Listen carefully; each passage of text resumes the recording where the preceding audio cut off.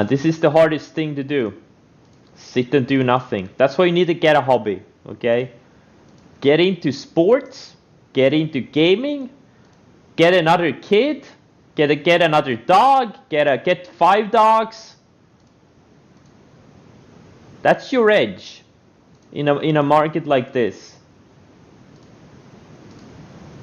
Doing things outside of the market when the conditions are not favorable, that's an edge.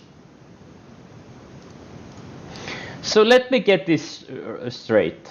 So a guy on the internet with a red bandana was really bullish this stock called GameStop. So you bought the stock when it had gone up 10,000% in 4 months. You lost money on it, and now it's that guy's fault. Get out of here.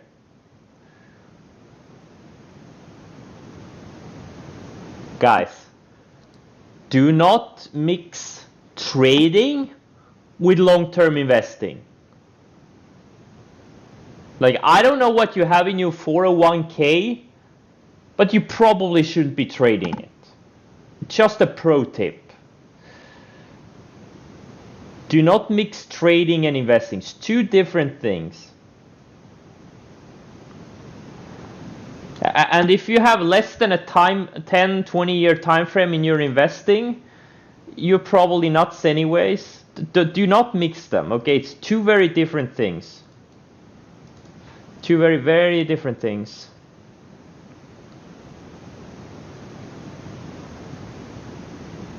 I don't know, like I think 401k is mostly, you know, long-term investing related. Do some long-term investing, right? And then you have another account for your trading. Don't mix these. Don't make that stupid mistake. And never ever mix it. You need to have 2 different mentalities. Approach them very differently. Yeah, a lot of traders become long-term holders once they don't obey their stops. Yeah, well, you're up 115% because it's been a super easy year. But are you going to handle a drawdown? How are you going to handle a multi-year bear market? That's the question. You know, losses compound. You can compound wins much faster in trading than in investment. You know, you can also compound losses. So, you know, if you have like, if you're trading like your retirement money and, you know, you're not completely, if you haven't like made many millions over many years, you know, it's not completely sure you're really a good trader. I'm not, you know, talking to anyone specific. I'm just saying in general. A lot of people think they're good traders over the past 11 months, but it's not you, it's the market. So far, I'm up about 60% on the year, unfortunately. If my accounts were smaller, I would be up 100% plus. I'm looking at some of these names like TRxcSense. This one I even had on my watch list. But then I decided to dump it, like, you know, just take it off because it was too thin. Like, there's been some insane moves, so insane. Like, some of these high tide flag breakouts, holy shit, there's so much opportunity, just incredible. It's free money so far this year. But now I think the music is stopping here. There's a lot of excessive bullishness that needs to be flushed out so we can get some good setups again, hopefully, in next few weeks, or the next few months, or next few quarters, depending on how long this pullback lasts.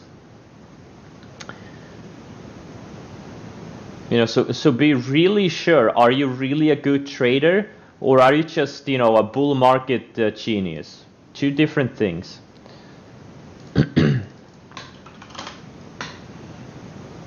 And you don't want to blow your retirement money because you couldn't figure out which of those 2 you are. Again, just general advice to people in here. Like I see too many people do too many reckless things with their money, and they learn the wrong lessons from it. That's the worst thing, or they don't learn anything at all. Yeah, you gotta know when you're set up. You know, a lot of people, like I see, you know, I have also friends that recently started trading, like breakouts and stuff like that. They got into trading, you know, because the market has been, you know, working for such a, you know, the market has been going up for such a long time, and you know, it's tough because the thing is,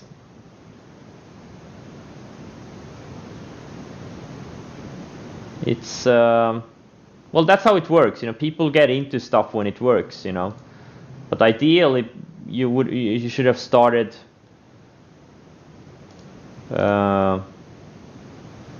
You know, earlier. Build a foundation. And again, this is not the time to look at the markets. You know, you should be studying setups right now.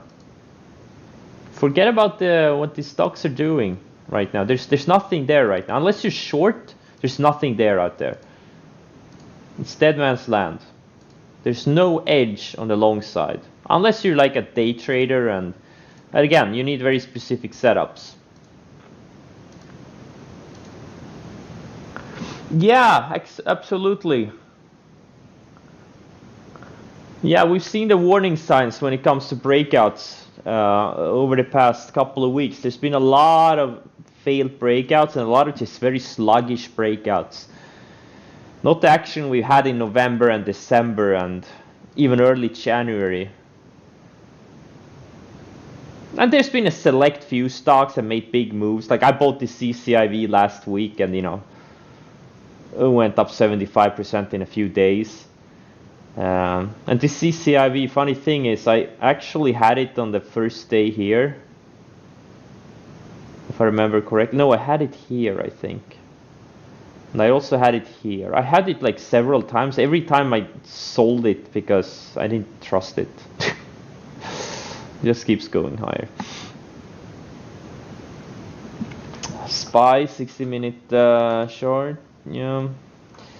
Yeah, I mean the SPYs look fine, I guess. Qs are on the 20. Yeah, we'll see. Like, it's not the end of the world. We'll see. I just don't like the fact there's so many extended stocks and there's just no setups, like literally no setups.